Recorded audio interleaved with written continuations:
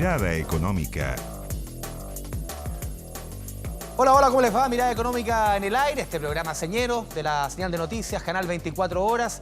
Vamos a hablar en esta ocasión de pensiones. Vamos a hablar del proyecto de reforma de pensiones que se discute en el Congreso. Vamos a hablar también de estos 5 proyectos de un nuevo retiro de fondos previsionales. Eso va a ser el tema central de esta Mirada Económica, pero también vamos a tratar otros temas o otros ámbitos de la economía en que hemos visto que la recuperación ha sido difícil. Vamos a hablar, por ejemplo, de venta de casas y departamentos. Vamos a ver la primera gráfica de acuerdo a cifras entregadas por la Cámara Chilena de la Construcción. Vamos entrando en materia.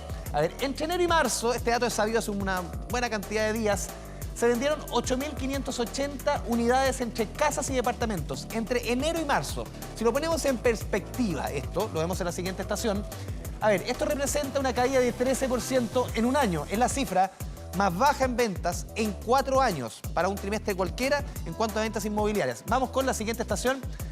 Y debido a esto, las bajas ventas, el sector inmobiliario acumula un stock de 101.000 unidades en oferta entre casas y departamentos. De estos, 9 de cada 10 son exclusivamente departamentos. Pasemos a revisar la siguiente gráfica y ahí les voy a ir explicando. Y este dato es bien importante. Se necesitan 3 años para agotar, en cuanto a ventas, al ritmo que tenemos ahora, para agotar este stock. 3 años para agotar estos 101.000 y fracción de unidades de casas y departamentos. Si lo ponemos en una perspectiva, y lo vemos en la siguiente estación, antes del estallido, para esa misma cantidad o ese volumen de venta, se necesitaban 18 meses, es decir, la mitad de ahora. El promedio histórico para vender esa misma cantidad de casas y departamentos son 20 meses. Esto grafica bien el sector de la construcción, el sector inmobiliario, que siempre se dice en la jerga económica que es el primero en caer lamentablemente en los momentos de dificultad económica y es el último en recuperarse. Estamos viendo recuperación en la economía y obviamente en la construcción dicen, quienes saben del tema, es que es de los últimos sectores en recuperarse. Vamos con la última gráfica que hemos preparado. En el caso, si el promedio son cerca de 35 meses, para ser más exacto, 3 años, en el caso de los departamentos, para vender todo el stock se necesitarían 39 meses. Algo menos en las casas, o más que algo, la mitad. 18 meses para vender todas las casas que están hoy día en stock. Y la última gráfica, esto es bien decidor. A ver, si caen las ventas, ¿qué pasa con los precios? El promedio del valor de esas 101.000 y fracción de unidades en stock de casa y departamento, el promedio del valor son casi 3.700 UF. Si lo comparamos con 12 meses atrás, 3,2% más alto que 12 meses. Es decir, no se vende, o se vende poco, pero los precios igual siguen arriba. Esto también tiene algo directa relación con lo que hemos visto de los retiros de fondos, por la menos disponibilidad, por ejemplo, de créditos hipotecarios. También vamos a tocar un tema que ha sido tema de conversación económica durante los últimos meses, años, el tema de la inflación. Y hemos visto que la caída de la inflación está generando un cambio en los hábitos de consumo de los chilenos. Los alimentos siguen siendo la prioridad, pero ganan terreno los artículos de cuidado de hogar y cuidado personal. Lo revisamos en la siguiente nota.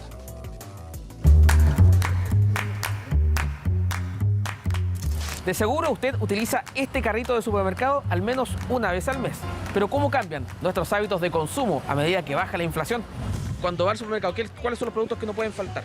Papel higiénico, arroz, aceite, ese tipo de cosas. Aceite, arroz, fideo, salsas de tomate, carne, detergente, confort, servilleta. Artículos de aseo. Sí, y bueno, arroz, fideo, todas esas cosas que son normales, el aceite. Son los productos que no pueden faltar en nuestras compras mensuales. Sin embargo, la caída de la inflación está generando un cambio en los hábitos. En solo un trimestre, los alimentos pasaron del 49% de nuestro presupuesto mensual a un 47,5%. En paralelo, los segmentos de cuidados del hogar y cuidado personal ganan terreno y registran un importante avance. Hay hartas posibilidades de comprar productos de buen precio en aseo. Por ejemplo, ¿cuáles? Por ejemplo, los detergentes para la lavadora, los detergentes para la lavavajilla, que bajaron harto, que eran bien caros. Para los expertos es un síntoma de la moderación de los precios y cómo se relaja el presupuesto familiar tras 2 años complejos. Aquello también se evidencia en que el número de personas que compra más de 15 artículos cuando va al supermercado pasa de 35,8 a 37,1% durante el primer trimestre. En paralelo, disminuye el porcentaje de personas que realiza compras menores. 4 arroz, 5 fideos, la carne, las salsas de tomate, el aceite. Más de 15 productos. Sí, de todas maneras.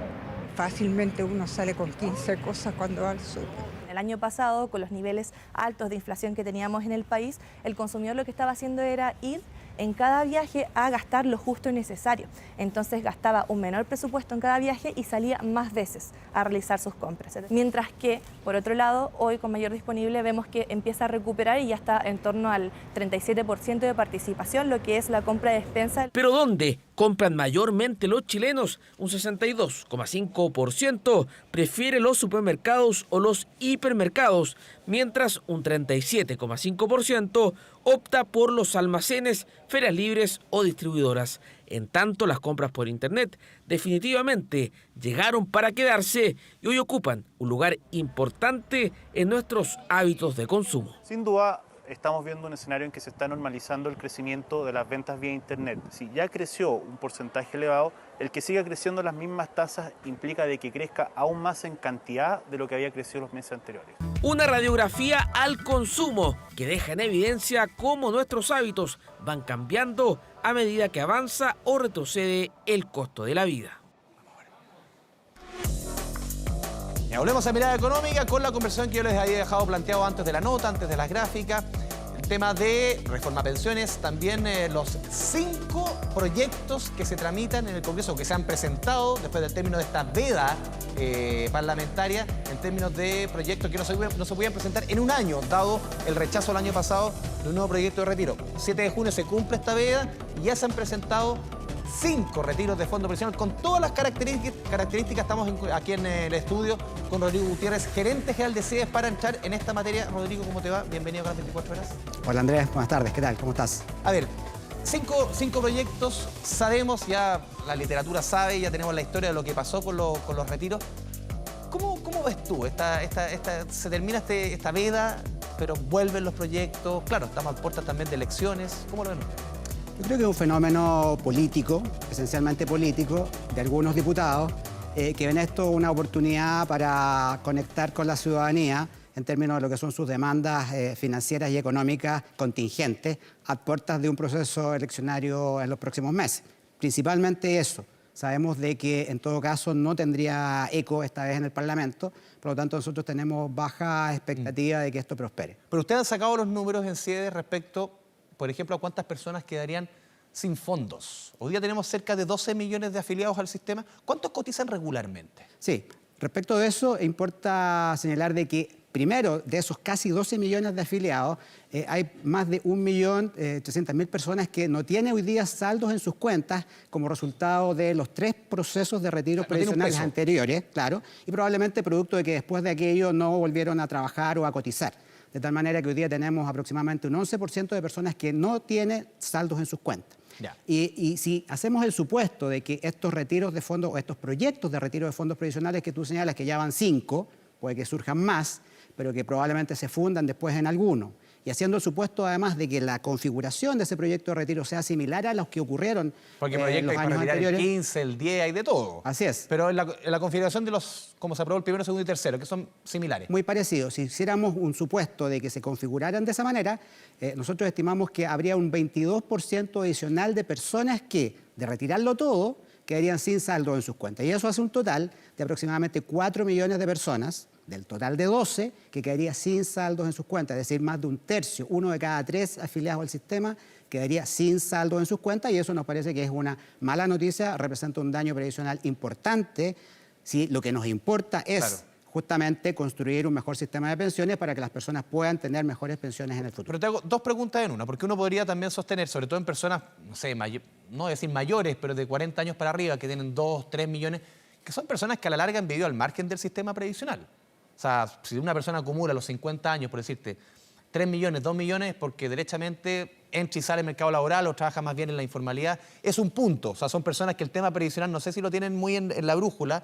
Y también otros elementos, también las mismas AFP han sostenido muchas veces y han propuesto que a las personas que tienen poco acumulado, sencillamente se les devuelva ese dinero cuando jubilen.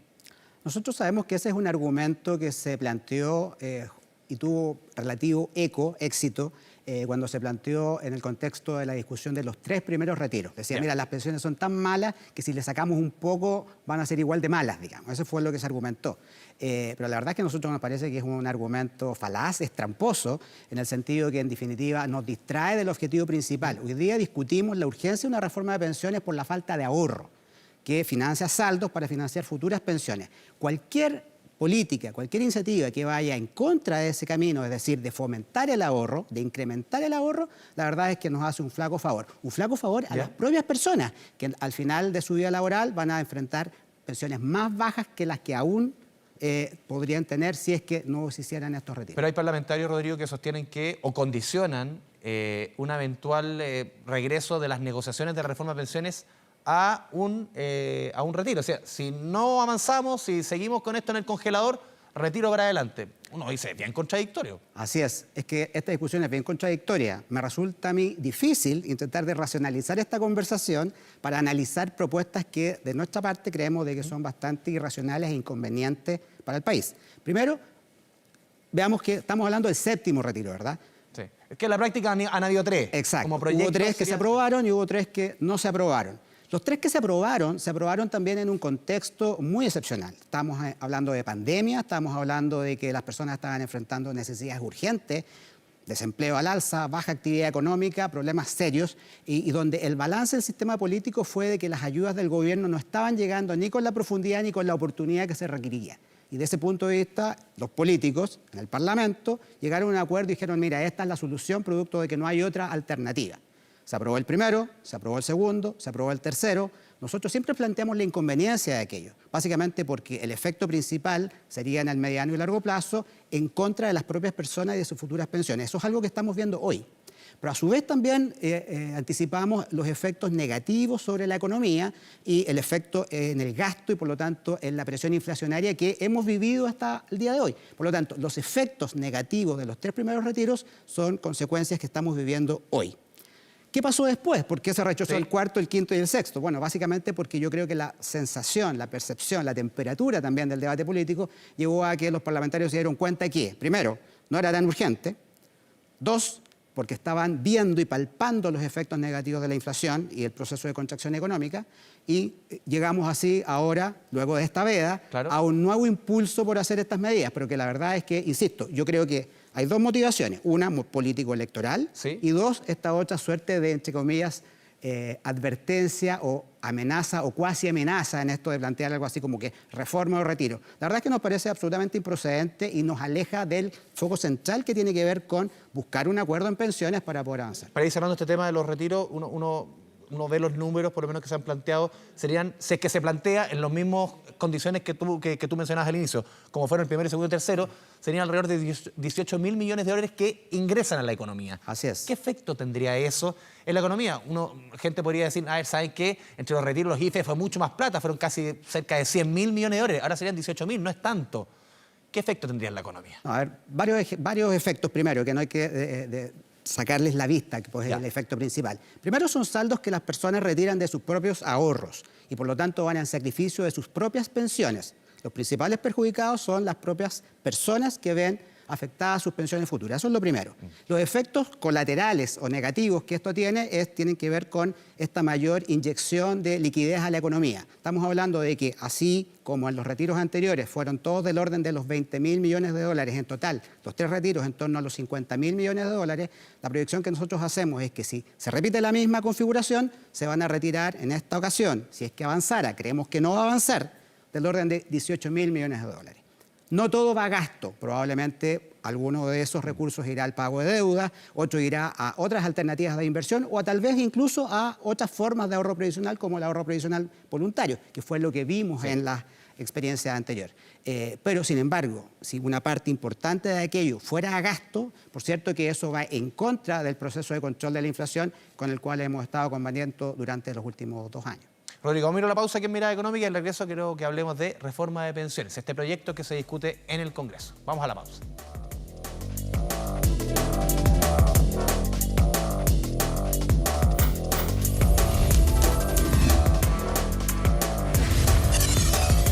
Mirada Económica. Volvemos a Mirada Económica, estamos conversando con el gerente general de CIEDES, Rodrigo Gutiérrez. Rodrigo, lo habíamos dejado planteado antes de ir a la pausa, reforma pensiones. Esto parece como una suerte como de planteamiento táctico de fútbol, 4-2, 3-3, 5-1, 6-0. A ver, ¿qué te parece a ti que la discusión esté centrada en eso? ¿Por qué te lo pregunto? A mí, en este programa hemos conversado con muchos economistas, y todos te dicen la discusión está mal planteada. En el fondo, sí, es muy necesario aumentar primero que todo hay que aumentar el volumen que se cotiza, eso es importante.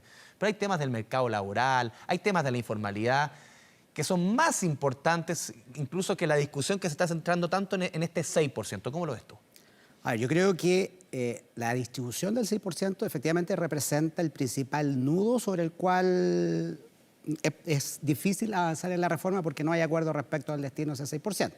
También hay otro nudo que es el de la separación de la industria que plantea también el gobierno. Y lamentablemente estos nudos impiden poder avanzar en una serie de otros aspectos respecto de los cuales hay acuerdo.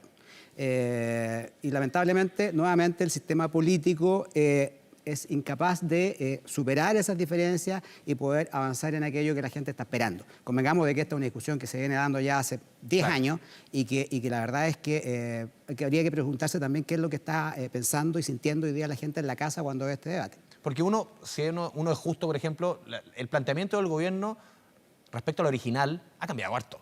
O sea, al principio no solamente era un 6-0, casi todo a un sistema de cuentas nacionales. O sea, el fondo del proyecto ha cambiado harto, pero uno ve que al otro lado, más allá de encontrar una u otra razón, el otro lado uno siente sobre todo que está muy pegado en el 6-0 y no se cede nada. ¿Cómo has visto la discusión tú? A ver, es cierto que el gobierno ha cedido incluso desde los tiempos de campaña. ¿Sí? En tiempos de campaña la propuesta era mucho más radical, mucho más de cambio estructural, transformacional, y que el momento en que el presidente, gana la elección, asume el gobierno, instala al ministro Marcel como su ministro de Hacienda, efectivamente el gobierno modera ciertamente su propuesta original. Antes estaban estas ideas de las cuentas nacionales y una serie de otros aspectos. Estaba apostando probablemente al cambio constitucional que no ocurrió en septiembre del 2022 y eso hace que la propuesta se modere un poco más. Y luego, con el fragor de la discusión, del debate, hemos visto que ha seguido efectivamente cediendo. Sin embargo, creemos de que aún las posturas del gobierno siguen siendo de cambio estructural y siguen siendo inaceptables o en la línea roja, como se ha dicho. Pero más por el lado, por la separación de la industria, por el 6%. Por el 6% y por la separación de la industria. Yo creo que esos son los dos nudos principales. Ya, porque uno también ve el otro lado, que también hay una postura que se ha transado poco. Insisto en el punto, aquí no estoy en contra de razón ni al uno ni al otro, porque uno ve que tenemos que construir un punto medio, si no vamos a seguir. ¿Cuánto tiempo llevamos discutiendo pensiones? 10, 15 años. Entonces, si seguimos en el mismo punto, vamos a seguir en este inmovilismo. Así es. ¿Cómo ves tú ese es el tema? Porque uno también ve al otro lado, que no decir concepto parapetado, pero se asemeja. Un pesimismo moderado, podríamos decir, respecto del debate actual, porque no observo efectivamente que hayan espacios de convergencia más allá de las luces que a ratos se encienden en torno a propuestas que pretenden innovar para, de alguna manera, atender las expectativas o las sensibilidades de la contraparte. Es así entonces como han surgido estos otros esquemas de distribución, ya no el 6-0 o el 3-3, sino que ya se habla del 4-2, del 5-1, sí. Esto que parece muy futbolístico, ¿cierto? Pero, en definitiva, importa, más allá de los números, en definitiva, cuáles son los diseños que aquí se ponen detrás. Se ha hablado de una suerte de préstamo, se ha hablado de un seguro de longevidad, se ha hablado de solidaridad intrageneracional. En definitiva, lo que aquí básicamente el gobierno defiende es la idea de un seguro social con transferencias intergeneracionales y eso, desde el punto de vista técnico, tendría una crítica de fondo que tiene que ver con que esto no sería sustentable en el largo plazo, producto del proceso de envejecimiento acelerado de la población en Chile. Entonces, efectivamente, hay elementos técnicos que son discutibles respecto de lo que el gobierno propone, respecto de ese destino de dinero o de aportes adicionales que hoy día no estamos haciendo, ¿verdad?, al Seguro Social. Y la otra discusión tiene que ver con lo que el gobierno también plantea desde el punto de vista de lo que es la separación de la industria,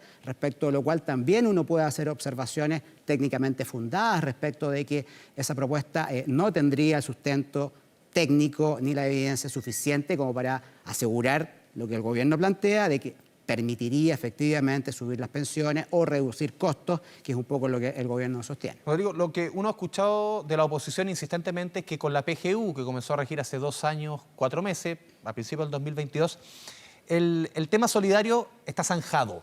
Que en el fondo, por eso, ese es el argumento, porque muchos se le ha criticado que no, que con Piñera Piñera propuso un 3-3.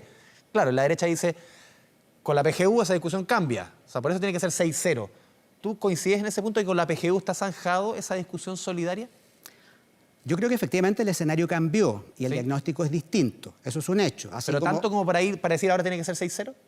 A ver, tenemos que tener presente también de que con los retiros de fondos previsionales que conversábamos hace un momento atrás, también hubo un daño previsional.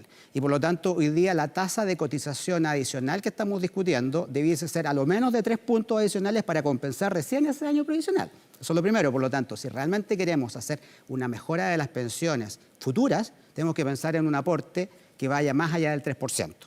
3 para compensar el daño, más algo adicional para mejorar las pensiones en el futuro. La discusión está entonces si esa cotización adicional de 1, que al menos debiese ser 1 para el futuro, si esos otros 2 van a futuro también, es decir, van a ahorro y completan el 6, eso va a permitir mejorar las pensiones en el futuro, gracias a que la tasa de ahorro aumenta y esto va a permitir enfrentar el problema de las pensiones futuras. Yo creo que esa es una conversación que no está suficientemente puesta sobre la mesa.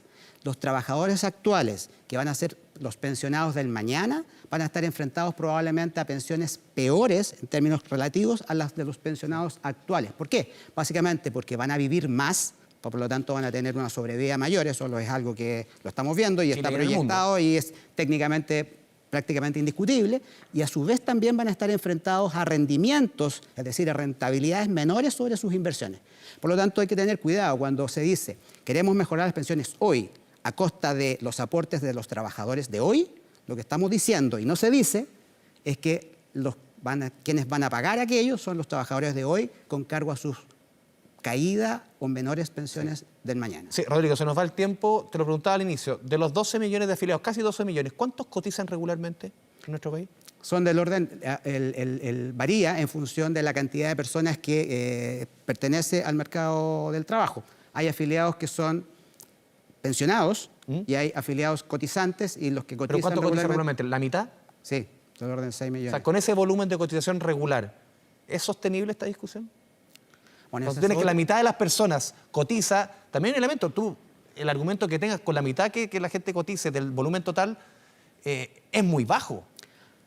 El resultado del sistema de pensiones también es el reflejo de lo que ocurre en el mercado del trabajo. ¿Y esa conversación no ha estado en esta discusión, sientes tú? Y siento que no ha estado. Hay propuestas, sobre todo el mundo privado, que apuntan a que buena parte de esta reforma debiera apuntar también a mejorar o a combatir la informalidad laboral, es decir, todo aquel tipo de trabajo que de alguna manera no considera el pago de cotizaciones previsionales. Nos parece que esa es una reforma laboral, eso sí, nosotros nos parece que es correcta, que hay que trabajarla, que hay que impulsarla, hay que hacer todo lo posible para combatir la informalidad. Sin embargo, no es una reforma de pensiones. Creemos de que la reforma de pensiones o el sistema de pensiones admite una serie de mejoras que no tienen que ver solamente con mejorar la tasa de aportes, también podemos mejorar lo que es los topes imponibles, también podemos mejorar algo muy importante que ha estado también de manera insuficientemente planteado, que es el régimen de inversión. Hoy día cada punto de rentabilidad tiene un efecto muy importante en la pensión final y sin embargo el régimen de inversiones que hoy día aplican las administradoras de fondos, que es un régimen regulado. ¿Es muy rígido? Es absolutamente rígido. Y en el fondo eso es anacrónico y no permite en definitiva hacer una gestión de portfolios más eficiente. Y por último, cuando hemos visto que las rentabilidades han ido cayendo a lo largo, más allá de mirar este último año, los últimos 3 años que no han sido buenos a todas luces, pero uno ve el promedio histórico ha ido cayendo. ¿Se requiere mayor flexibilidad justamente para que estos números mejoren? Así es, y es una propuesta que está sobre la mesa, sin embargo yo creo que no ha sido planteada ni ha sido priorizada y no es tampoco parte de las prioridades del gobierno. ¿Cómo flexibilizamos el régimen de inversión para que las administradoras puedan hacer una gestión de portfolios más eficiente y permitan aumentar las rentabilidades en el largo plazo. Rodrigo Gutiérrez, muchas gracias por tu presencia aquí en Canal 24 Horas. Gracias a ti. A todos ustedes, muchas gracias por la sintonía. Nos vemos en la próxima oportunidad en su canal de noticias en Mirada Económica. Chao, chao.